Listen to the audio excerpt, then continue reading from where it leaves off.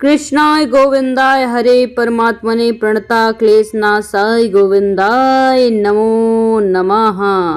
ओम नमो भगवते वासुदेवाय। श्री राधा कृष्णाभ्यम नमः। भगवती स्वरूपा राधा रानी की जय। विष्णु अवतार श्री कृष्ण की जय। श्रीमद् भगवत महापुराण की जय।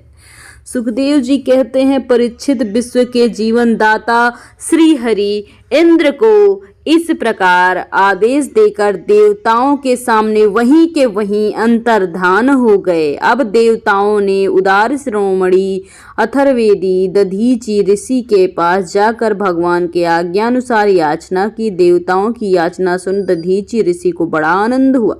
उन्होंने हंसकर देवताओं से कहा, देवताओं, आपको संभवतः ये बात मालूम नहीं कि मरते समय प्राणियों को बड़ा कष्ट होता है। उन्हें जब तक चेत रहता है बड़ी असह्य पीड़ा सहनी पड़ती है और अंत में मूर्छित हो जाते हैं। जो जीव जगत में जीवित रहना चाहते हैं उनके लिए शरीर बहुत ही अनमोल, प्रियतम और अभिष्ट वस्तु है। ऐसी स्थिति में स्वयं विष्णु भगवान भी यदि जीव से उसके शरीर मांगे तो कौन ही देने का साहस कर पाएगा। देवताओं ने कहा, ब्राह्मण, आप जैसे उदार और प्राणियों पर दया करने वाले महापुरुष, जिनके कर्मों के बड़े बड़े यशस्वी महानुभाव भी प्रशंसा करते हैं, प्राणियों की भलाई के लिए कौन सी वस्तु निछावर नहीं की जा सकती है। भगवान, इसमें संदेह नहीं है कि मांगने वाले लोग स्वार्थी होते हैं। उनमें देने वाली की कठिनाई का विचार करने की बुद्धि नहीं होती। यदि उनमें ये समझ होती तो वो मांगते ही क्यों। इस प्रकार दाता भी मांगने वाले की विपत्ति नहीं जानता, अन्यथा उनके मुख से कदापि नहीं निकलती। इसलिए आप हमारी विपत्ति समझकर हमारी याचना पूर्ण कीजिए। दधीचि ऋषि ने कहा, देवताओं, मैंने आप लोगों के मुंह से धर्म की बात सुनने के लिए ही आपकी मांग के प्रति उपेक्षा दिखलाई। यदि आप मेरे प्रेम और शरीर के द्वारा अपनाए गए लोगों को छोड़ देते हैं तो एक दिन ये स्वयं ही मुझे छोड़ देंगे। शिरोमणे, जो मनुष्य इस विनाशी शरीर से दुखी प्राणियों पर दया करके मुक्ता धर्म और गौणता यश का संपादन नहीं करता, वह जड़ पेड़ पौधे भी गया बीता जानते हैं। बड़े बड़े महात्माओं ने इस अविनाशी धर्म की उपासना की है। उसका स्वरूप बस इतना ही है कि मनुष्य किसी भी प्राणी में दुख का अनुभव करे और सुख में सुख का। जगत के धन जन और शरीर आदि पदार्थ क्षणभंगुर हैं। ये अपने किसी काम के नहीं, अंत में दूसरों के काम आएंगे। ओ, ये कैसी कृपणता है, कितने दुख की बात है। ये मरण धर्मा मनुष्य इनके द्वारा दूसरे का उपकार नहीं कर पाता है। श्री सुखदेव जी कहते हैं, परीक्षित अथर्ववेदी महर्षि दधीचि ने ऐसे निश्चय करने के बाद परम ब्रह्म परमात्मा श्री भगवान में लीन करके अपने स्थूल शरीर को त्याग देते हैं।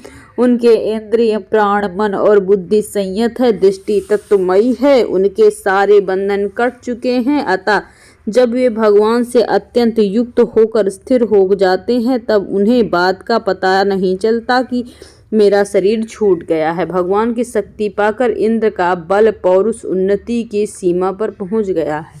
अब विश्वकर्मा जी ने दधीचि ऋषि की हड्डियों से वज्र बनाकर उन्हें तैयार किया और वे उसमें हाथ से लेकर ऐरावत हाथी पर सवार हुए। इसके साथ साथ सभी देवता तैयार हो गए। बड़े बड़े ऋषि मुनि देवराज इंद्र की स्तुति करने लगे। तब उन्होंने त्रिलोकी को हर्षित करते हुए वित्तासुर का वध करने के लिए उस पर पूरी शक्ति से धावा बोल दिया। ठीक वैसे ही जैसे भगवान रुद्र क्रोधित होकर स्वयं काल पर ही आक्रमण कर बैठे हों। परीक्षित वित्तासुर भी दैत्य सेनापति की बहुत बड़ी सेना के साथ मोर्चे पर डटा हुआ था।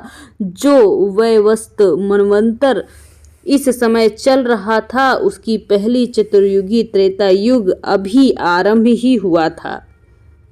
उसी समय नर्मदा तट पर देवताओं का दैत्यों के द्वारा भयानक संग्राम हुआ। उस समय देवता इंद्र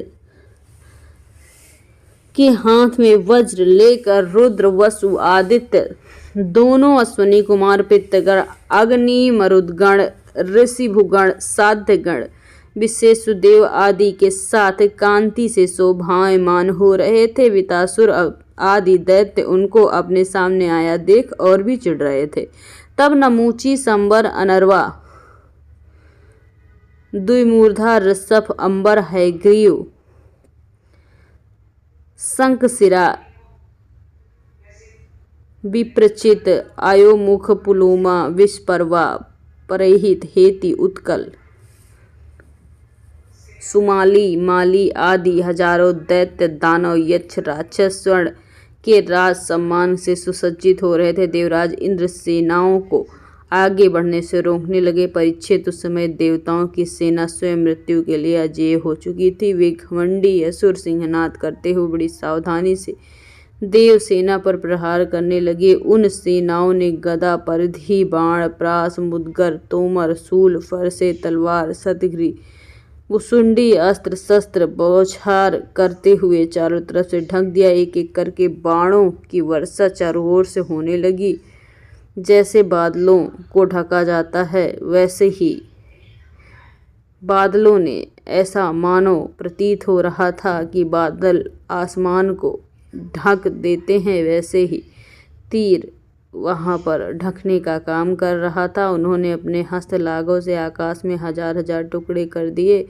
जब असुर अस्त्र शस्त्र समाप्त कर चुके थे तब देवता सेना पर पर्वतों के शिखर, वृक्ष, पत्थर बरसाने लगे, परंतु देवताओं ने उन्हें पहले की भांति ही काट गिराया। परीक्षित, जब वृत्तासुर के अनुयायी असुरों ने देखा कि उनके असंख्य अस्त्र शस्त्र देव सेना कुछ नहीं बिगाड़ पाए, यहाँ तक कि बिच्छू, चट्टानों, पहाड़ों के बड़े बड़े शिखरों से भी उनके शरीर पर खरोंच तक नहीं आई, सबके सब सकुशल हैं, तब वे बहुत डर गए। दैत्य लोग देवताओं को पराजित करने के लिए जो जो प्रयत्न करते हैं वे सब के सब निष्फल हो गए। ठीक वैसे ही जैसे भगवान श्री कृष्ण के द्वारा सुरक्षित भक्तों पर क्षुद्र मनुष्यों के कठोर और अमंगलमय दुर्वचनों का कोई प्रभाव नहीं पड़ता।